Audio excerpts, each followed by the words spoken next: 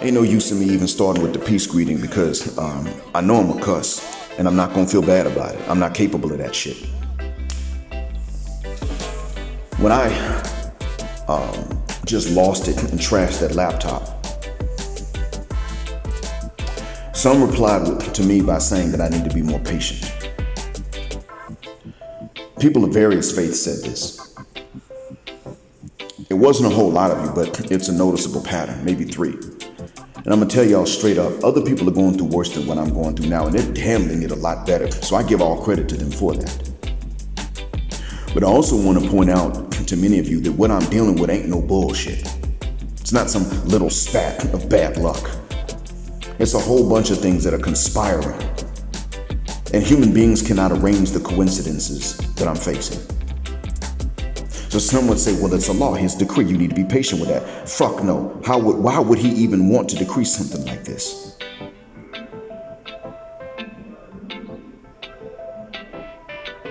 You see where I'm going with this? That doesn't make any sense.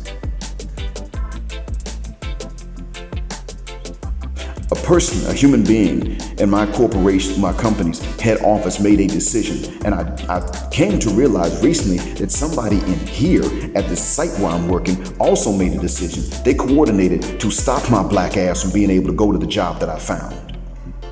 Finally, after years after months of fucking searching, I find something that's gonna pay the same bills and they block it.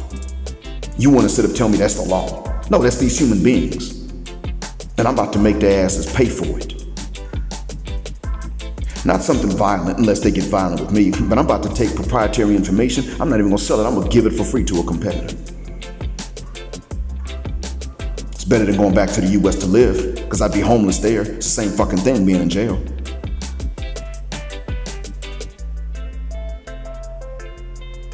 And some of you niggas got the nerve to tell me I just need to be patient. No, the fuck I don't, I've been patient. Now, part of the reason that I have this anxiety is because I can also feel a sense of angst about what some of y'all are going through. And I know you're going through it because of mostly 2 parties. Yes, the white man and that bitch that's been selling you out for generations. The white man puts you there, that bitch keeps you there. And I'm not talking about the black woman, I'm talking about the Western hyena bitch. Becky does it too. That's the arrangement. All of them are willing to keep your ass back. They were willing to do it to me too. Then I got out. So, and you're being objectified. This didn't happen to me. Maybe once, I'm not sure, but I never was abused physically. But you are being sexually objectified in your toddler years, openly in front of everybody. Dr. Tiger Hassan Johnson and Crimson Cure have covered that. Part of what I'm going through is the fact that I can feel this on your behalf without having to go through it myself. I'm not saying it's as bad as going through what you have actually been through when you've been through it. I'm saying that it still hurts me. So that hurt is on top of all the goddamn fucking coincidences that are unrealistic and yet they're very real in front of me that are causing me to blow the fuck up and trash machines when they don't work anymore. You need to understand and accept that I don't need to be more patient. I've already been patient. None of this is your fault, but y'all are going to have to realize too, none of this is my fault either, and it's not God's fault. Now, does he have a right to do it? He does, but this is not who he is. See, especially we Muslims love to talk about who Allah is, and that's what we start going into whenever somebody starts talking about their suffering. Well, who Allah is, man, your fucking understanding is trash. So who he is you suffering? And you're supposed to love him and adore him and worship him? Sounds like you're supposed to hate yourself. Why? He doesn't hate you. He created you, gave you a chance, but you're supposed to hate yourself. We're not Christians. And Christians have an issue with this too. Glorifying suffering. And unfortunately, because of the stint in the church that we've all had, at least generationally speaking. We go into Islam and Hebrew Israelite faiths as well with this pro-suffering ideology. Sometimes suffering is necessary, but not all the time. And it's not always automatically going to make you a better person. It can leave you with some fucked up coping mechanisms. Stop it, nigga.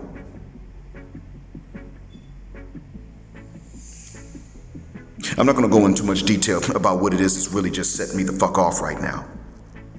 But some people in my company have been playing games. It doesn't even benefit them to play these games, and they're still doing it. So my black ass can't go somewhere better for me. And my play nephew, not the one that picked me up from the airport, but another one back in October, told me some of what was going on. Back then he told me. Because he knows what companies are doing, he said to me, Uncle Black, this is what's happening.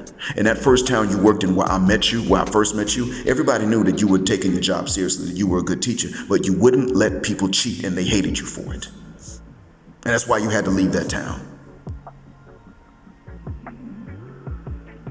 And then you moved to the other town where you met your wife, and that's good. But what's happened is that you've done your job, but you won't let people cheat, and they're mad at you.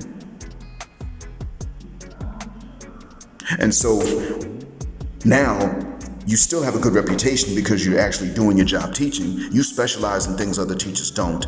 Students that actually want to learn English ask for you again. And this is what's going on, Uncle Black. Companies like yours have clients in shithole villages like Hafarobatim, and that's why they offered you that. Because they're saying to these clients in these shithole towns, even though this is a shithole location, we can bring nice, good teachers to you. Hire us instead. Give us the contract and not that other company. He told me you were that teacher, and that's why they're doing it. They're offering you these fucked up ass locations because nobody else wants them, and they want it. And if they can bring you, then they can prove that they actually can bring someone good. That's why you're facing what you're facing. It's not because you're a bad teacher or you did poorly at the job. It's because you did well, and this is your reward. The reward is a damn punishment. And in less than 2 weeks now, I'm going to have an option. Sign another contract and stay at this fucked up ass location I'm in, where they're disorganized. And but almost every hour that I'm not scheduled to have a class, I get a last minute class anyway. And I can't afford the rent to stay within walking distance of this job.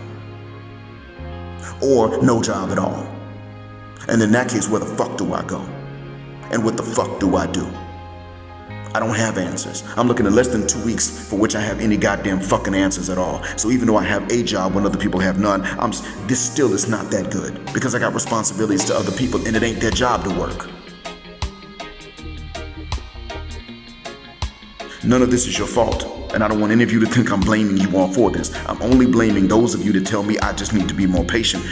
Other people are going through worse and they are more patient. But that doesn't fucking mean that I can be patient with the shit that I'm dealing with right now. Because I could fail other people. I'm not going to go into all of it. But now you understand why I might react to you telling me to be more patient with the expression of gratitude. Fuck you very much.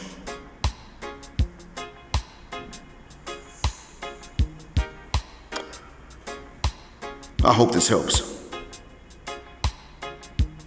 I still have compassion, which is part of that's where half of this anxiety comes from. Compassion for you in terms of what you all have to deal with. You shouldn't have to deal with this.